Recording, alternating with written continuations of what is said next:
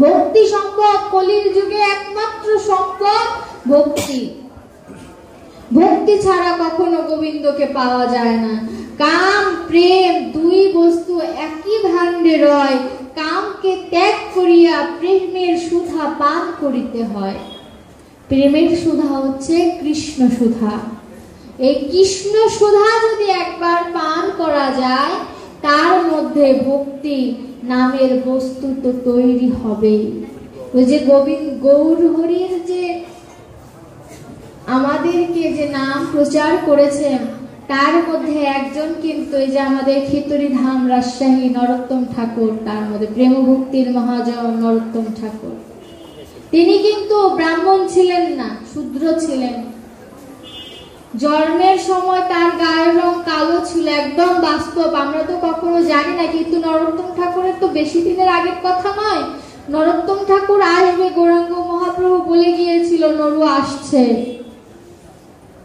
নরোত্তম ঠাকুর কালো ছিলেন, কিন্তু যখন গঙ্গায় স্নান করবে, দেখুন রাজার ছেলে, কতই না তার ঐশ্বর্য, কিন্তু নরোত্তম ঠাকুর তার বাবার কাছে বললেন, হে বাবা, আমি গঙ্গা স্নান করব। বাবা তো ঐশ্বর্যের মুকুট পরে আছেন। বাবা বললেন, কি রাজার ছেলে গঙ্গায় যাবে স্নান করতে? আমি গঙ্গার থেকে কলসি কলসি জল এনে দিচ্ছি, তুমি রাজমহলে স্নান করো, অভিষেক করো, আমি যত পয়সা লাগে আমি দেব। নরোত্তম ঠাকুর বললেন, বাবা আমি গঙ্গায় যেয়ে স্নান করব। ঠিক আছে, গরুর গাড়ি করে দেই, হাতির গাড়ি করে দেই, তুমি সেই গাড়িতে চড়ে যাও। বললেন না। বলল ঠিক আছে, তুমি পালকিতে যাও। বললেন আমি পালকিতেও যাব না। রাজা ক্রোধান্বিত হয়ে বললেন, তাহলে কি তুমি হেঁটে হেঁটে যাবে?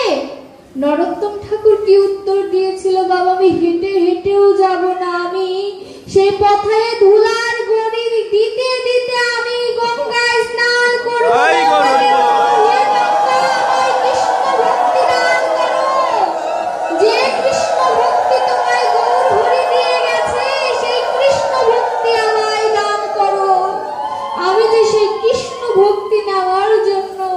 হে গঙ্গা মা, আমি তোমার কাছে এসেছি। নরোত্তম ঠাকুর সত্যি ধুলায় গড়ি দিতে দিতে সেই গঙ্গার কাছে গিয়েছিল। সরাসরি কিন্তু গঙ্গায় পা দেয়নি, গঙ্গাকে প্রণাম করে তারপরে গঙ্গায় ডুব দিয়েছেন। এটি জীবকে শিক্ষা দিল, হে জীব শিখে নাও, পুকুরে বা নদীতে যদি তুমি স্নান করো, সরাসরি পা দিও না, প্রণাম করে তারপরে বাম চরণ দিয়ে সেখানে যাও। কে বলতে পারে সেই পুকুরে বা সেই নদীতে কোনো বৈষ্ণব স্নান করে গিয়েছে, তার স্নান করা জল তো পুকুরে বা নদীতে ঘুরছে, যদি সেই জলের তরঙ্গ তোমার গায়ে স্পর্শ করে? এর জন্য আর গঙ্গা তো নিজেই দেবী, সম্পূর্ণটা জুড়ে, সুতরাং তার গায়ে আমি পা দেব, তাকে ভক্তি করব না, তা তো হতে পারে না। যখনই নরোত্তম ঠাকুর স্নান করেছে, কিছুক্ষণ সময় সে আর ডুব দিয়ে উঠছে না। রাজা ডুবুরিকে নামালো, দেখো আমার ছেলে ডুবে গিয়েছে, দেখো আমার ছেলে সাঁতার জানে না, দেখো ডুবে গিয়েছে। নরোত্তম ঠাকুরকে ঠিকই পেল, কিন্তু আশ্চর্যের বিষয় যে নরোত্তম ঠাকুর কালো ছিল, সেই নরোত্তম ঠাকুর গৌর বর্ণ ধারণ করলেন। কিভাবে সম্ভব?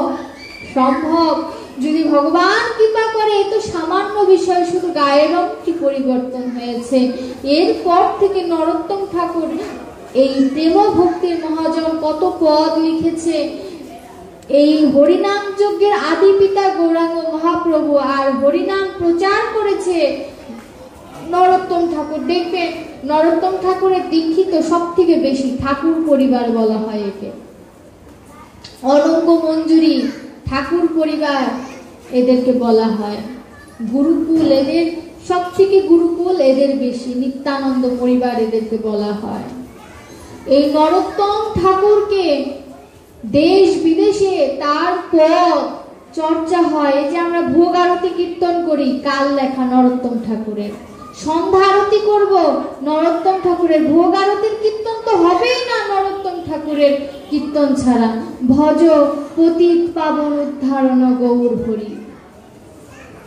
তাকে ছাড়া হবে না। এবং পদকর্তায় তিনি লিখলেন দাস নরোত্তম ঠাকুর বা দাস নরোত্তম কহে। দেখবেন যত পদকর্তা, চণ্ডীদাস, বলরাম, এরা যত পদকর্তা আছে, এদের নাম স্মরণ করতে, প্রণাম করতে হয় অথবা কানে ধরতে হয়, কারণ এরা আমাদের মতো মানুষ নয়। পদ লেখা এত সোজা কথা নয়। ভানু সিংহের পদাবলী লিখেছেন রবীন্দ্রনাথ ঠাকুর। তিনি বলেছেন যে বৈষ্ণব পদকর্তার কাছে আমি তুচ্ছ। তার বৈষ্ণব, সে ভানু সিংহ পদাবলী লিখেছে, তার থেকে অনেক উচ্চ মার্গের কিছু কিছু পদের বিশ্লেষণ এখন পর্যন্ত কীর্তনীয়ারা করতে পারেনি, যে এর অর্থ কি। কত প্রাচীন কীর্তনীয়া আছে, অশোক গোস্বামী, অমল ব্যানার্জি, দুলাল চক্রবর্তী, মিহির ঘোষ, সুপ্রাচীন কীর্তনীয়া এরাও অনেক সময় চিন্তা করে যে এই পদটার বিশ্লেষণ কিভাবে করলে পদটার মাধুর্য পাবে, অর্থ কি এর।